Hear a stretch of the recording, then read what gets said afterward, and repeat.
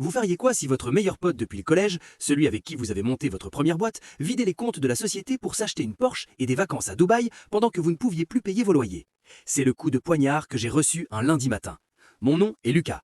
Kevin était mon frérot. On avait créé une application qui commençait à cartonner. Je gérais le code, il gérait le commercial. Je lui faisais une confiance aveugle. Jusqu'au jour où ma carte bleue a été refusée à la boulangerie.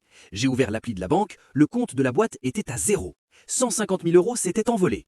J'ai appelé Kevin, il n'a pas décroché. Sur son Instagram, il postait des stories dans un jet privé avec une légende « Le travail paye ». Le problème, c'est que c'était mon travail qui payait son jet. Il pensait que j'étais juste un geek derrière son écran. Il pensait que comme il avait les signatures bancaires, il était intouchable. Mais Kevin avait oublié une règle de base. C'est moi qui ai écrit chaque ligne de code de notre système. Et j'avais installé une porte dérobée, backdoor, au cas où on se ferait pirater. Sauf que le pirate, c'était lui. Je n'ai pas porté plainte tout de suite. Je voulais qu'il sente le sol se dérober sous ses pieds. J'ai activé mon accès secret. J'ai vu qu'il avait transféré l'argent sur un compte perso aux crypto-monnaies.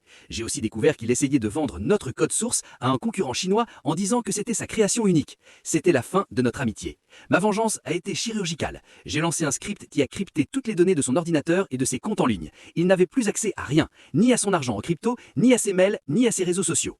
Le lendemain, il m'appelle en panique. « Lucas, on s'est fait hacker, tout a disparu !»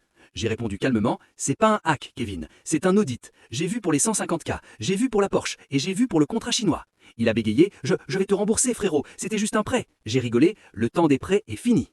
J'ai envoyé toutes les preuves de ses détournements et de sa tentative d'espionnage industriel à la police financière et à nos investisseurs. J'ai aussi prévenu le concessionnaire de la Porsche que le virement était frauduleux. La voiture a été saisie le soir même devant tous ses nouveaux amis, VIP. Les investisseurs l'ont attaqué en justice pour abus de biens sociaux.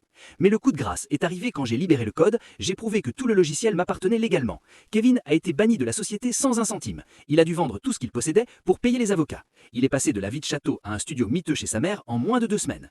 Aujourd'hui, ma start-up vaut des millions et j'ai des associés honnêtes. Kevin, il travaille comme préparateur de commandes et il est blacklisté de tout le milieu de la tech. On dit que l'argent change les gens, mais l'argent ne fait que révéler qui ils sont vraiment. Ne volez jamais le génie d'un mec qui possède les clés de votre monde numérique. Échec et mat.